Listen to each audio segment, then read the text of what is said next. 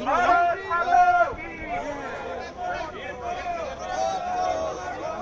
राजधानी जयपुर के सबसे बड़े सवाई मानसिंह अस्पताल के अंदर आज जो सीनियर डॉक्टर्स की फैकल्टीज हैं उनकी ओर से विरोध प्रदर्शन किया जा रहा है। आप देख सकते हैं कि यहाँ पर सवाई मानसिंह हॉस्पिटल के बाहर तक रैली निकाल करके यहाँ पर बाकायदा मांग की गई है। जो लेटरल एंट्री है उसको लेकर के विरोध प्रदर्शन किया जा रहा है। नियमानुसार नियुक्तियों को करने की मांग की जा रही है और चिकित्सा शिक्षा को बचाने की मांग करते हुए यहाँ पर तमाम जो सीनियर डॉक्टर्स हैं, फैकल्टीज हैं, उन तमाम लोगों ने एक बड़ी रैली निकाली है और बाकायदा रोड पे आकर के अपना विरोध प्रदर्शन जाहिर किया। आप देखेंगे कि जितने भी लोग हैं सब लोग रोड पर मौजूद हैं। क्या विरोध प्रदर्शन है, क्या डिमांड की जा रही है, जानने की कोशिश करते हैं। क्या आपकी बुनियादी मांग है? देखिए, चिकित्सा शिक्षा के लिए बहुत जरूरी है कि उसकी गुणवत्ता को बनाए रखा जाए और ये जो लैटरल एंट्री जो हो रही है वो शिक्षा के लिए बहुत ही गलत है। सही आदमी को इसका प्रमोशन मिलना चाहिए ताकि शिक्षा की गुणवत्ता जो है वो बनी रहे। ये बहुत जरूरी है कि इसका बहुत पुरजोर से विरोध किया जाए।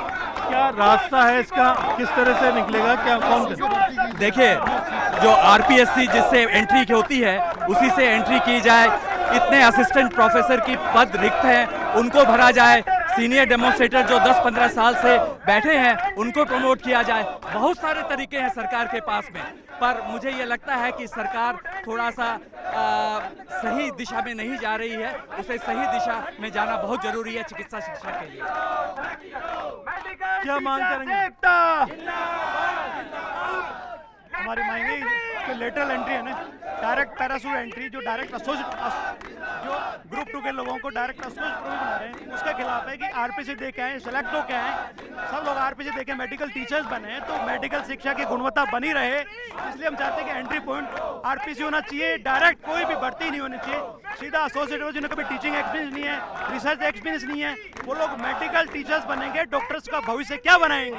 इसलिए हम लेटर एंट्री के खिलाफ हमारा पूरा आंदोलन, पूरे रास्ता में चल रहा है। धरना, प्रदर्शन, अनशन ये जारी रहेगा जब तक सरकार हमारी बात नहीं मानेगी। आज का विरोध क्या है, आगे की क्या रणनीति है?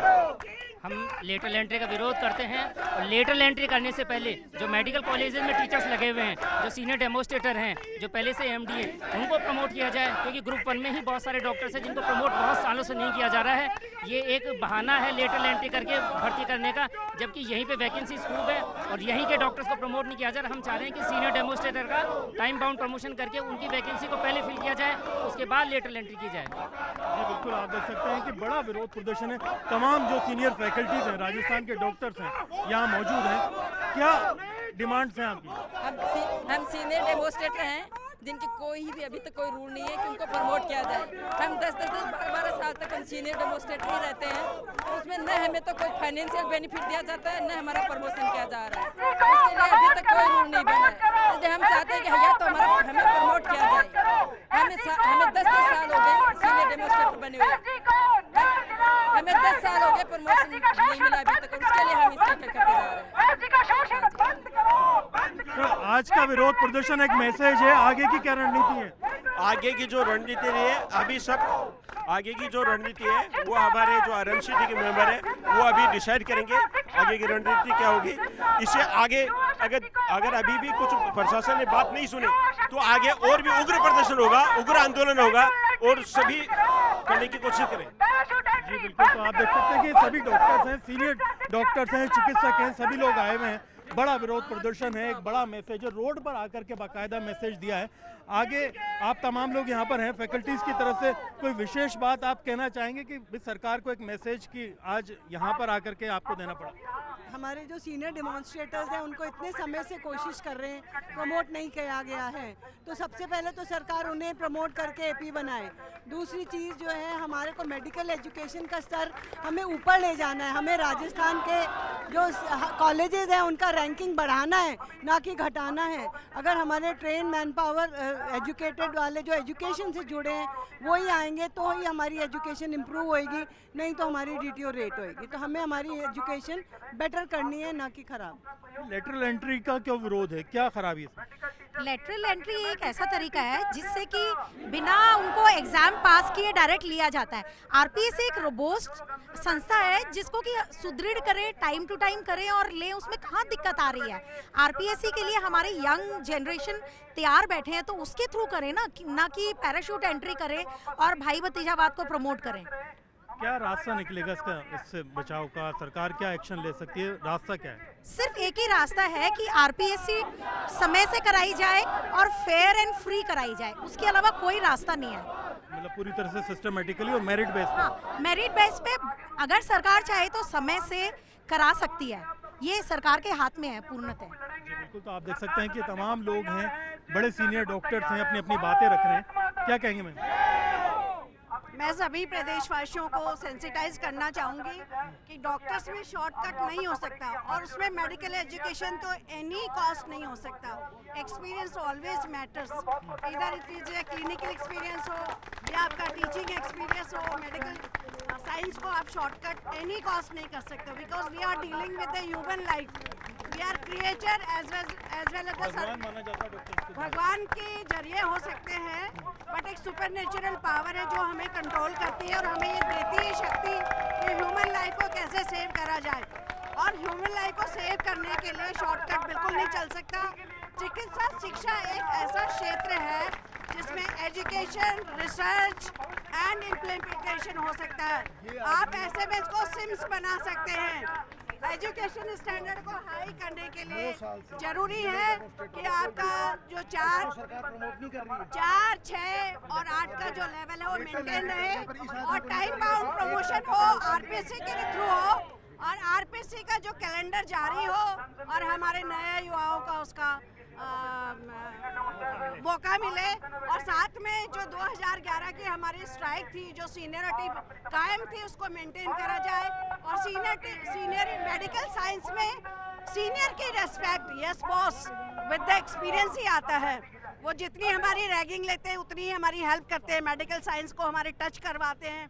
As a gynaec we are creature, embryo बना के ह्यूमन लाइफ हम नया इंसान बना सकते हैं, उसमें शॉर्टकट बिल्कुल बर्दाश्त नहीं हो सकती।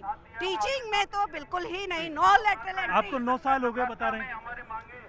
मैं सीनियर डेमोस्ट्रेटर की जो 32 साल हो गए प्रमोट किए। मेरे को मेडिकल कॉलेज में 2001 से मैं असिस्टेंट प्रोफेसर आई थी, आज मेरी 30 साल की सर्विस हो गई। उसमें आप लेटरल एंट्री करके और शॉर्टकट कर सकते हैं, तो जो क्लिनिकल एक्सपीरियंस 30 साल में मैंने पाया है वो कल का आदमी नहीं पा सकता। आपको कितने साल? मैं सीनियर डेमोस्ट्रेटर की तरफ से आपको ये चीज़ बताना चाह रहा हूँ कि सरकार ने जो ये कमेटी बनाई है लेटरल एंट्री के लिए, इसमें ये लोग ग्रुप 2 से ग्रुप 1 में मतलब मेडिकल एजुकेशन में लेने के लिए इतने बेचैन है कि 30 जून को नोटिफिकेशन आता है और 25 डेज़ में उनको लेने के लिए प्लानिंग कर ली जाती है। जबकि ग्रुप 1 में ऑलरेडी 226 सीनियर डेमोस्ट्रेटर्स पीजी की क्वालिफिकेशन लेके, डिफरेंट स्पेशलिटी में भी क्वालिफिकेशन लेके वो ऑलरेडी एलिजिबल हैं इस चीज़ के लिए। और 2022 में सीनियर डेमोस्ट्रेटर पोस्ट खत्म होने के बाद सरकार ने कभी इसके ऊपर कोई गौर नहीं किया, लेकिन जैसे ही एनएमसी का नया नोटिफिकेशन आता है उस पर वो इतनी जल्दी से नियम बना के उनको डायरेक्ट एंट्री लेने की बात कर रहे हैं। और जो ऑलरेडी इसमें काम कर रहे हैं उनको ना फाइनेंशियल बेनिफिट है, मेडिकल ऑफिसर की तरह भी फाइनेंशियल बेनिफिट नहीं है और उनके लिए कोई प्रमोशन पॉलिसीज भी नहीं है। 3 साल में गवर्नमेंट ने कुछ नहीं किया और दूसरी नई कमेटी बना के ग्रुप 2 से ग्रुप 1 में लेने के लिए इतनी तेज़ी दिखाई जा रही है। तो सबसे ज़्यादा शोषित वर्ग जो इसमें पहले से मौजूद है ग्रुप 1 में वो है सीनियर डेमोस्ट्रेटर्स, जो 226 पूरे राजस्थान में है और उनके लिए कुछ भी प्लानिंग नहीं है गवर्नमेंट की।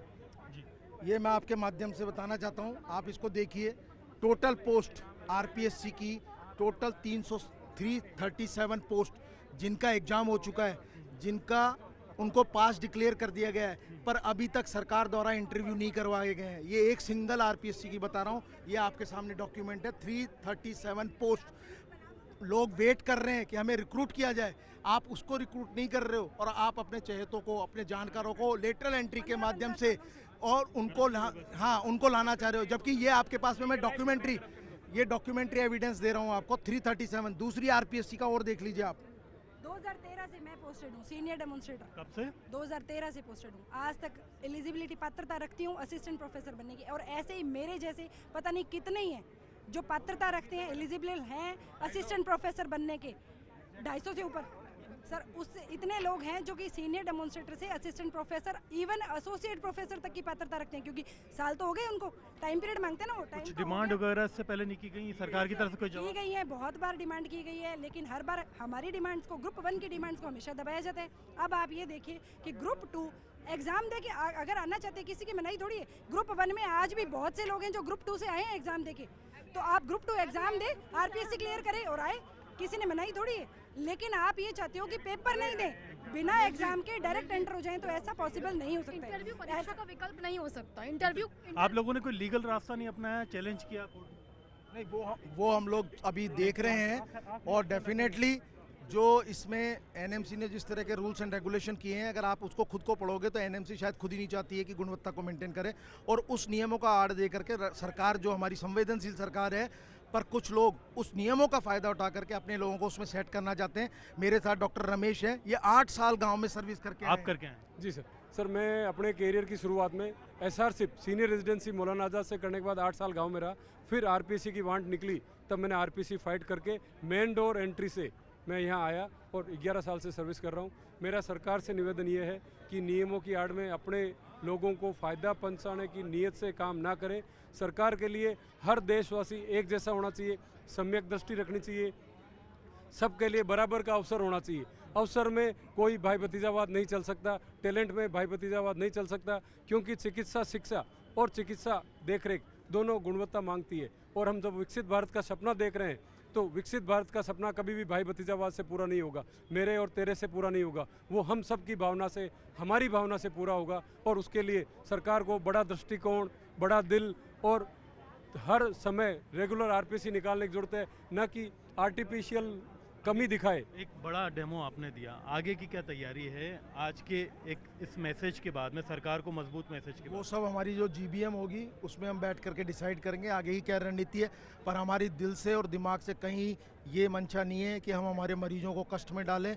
ये हमारी मजबूरी है, इसलिए हमें सड़क पे आना पड़ रहा है, क्योंकि हमारी कोई सुनवाई नहीं हुई। आज मात्र 2 घंटे का 2 घंटे का हमने रखा हुआ है, अदरवाइज, और ये मजबूरी थी, इसलिए हमें आना पड़ा। और हमारी मांगे जायज़ हैं और ब्लैक एंड वाइट में है। मतलब आप भी खुद अगर उन सब चीज़ों को पढ़ेंगे तो आपको भी ये लगेगा कि हम काफ़ी हद तक नहीं बल्कि 100% हम लोग सही डिमांड कर रहे हैं। बहुत बहुत शुक्रिया आपका। तो ये तमाम सीनियर फैकल्टीज़ हैं, अनुभवी हैं, टैलेंटेड हैं, मेन डोर से जो है आई हुई इनकी एंट्री है, लगातार वर्षों से अपनी सेवाएं दे रहे हैं। आज लेटरल एंट्री को लेकर के इनका उत्साह फूट पड़ा, रोड पर आ गए, बड़ा विरोध प्रदर्शन करते हुए 2 घंटे डेमोन्स्ट्रेट करके बाकायदा सरकार को स्पष्ट संदेश देने की कोशिश की है कि लेटरल एंट्री किसी भी रूप में बर्दाश्त नहीं की जाएगी। आरपीएससी के जरिए अनुभवी और टैलेंटेड लोगों को ही मौका दिया जाए, ताकि न सिर्फ इन लोगों को जो कि वर्षों से अपना अनुभव रखते हैं इनको इनका हक मिल सके, बल्कि जो राजस्थान के अंदर जो मरीज़ अस्पतालों के अंदर आ रहे हैं उनको भी सही और वाजिब इलाज मिल सके टैलेंटेड लोगों के द्वारा। देखना ये होगा कि इनके इस डेमोन्स्ट्रेशन के बाद में सरकार के ऊपर लेटरल एंट्री को लेकर के क्या फ़र्क पड़ता है। कैमरा पर्सन अविनाश के साथ में अरबाज अहमद, न्यूज़ 18 के लिए जयपुर से।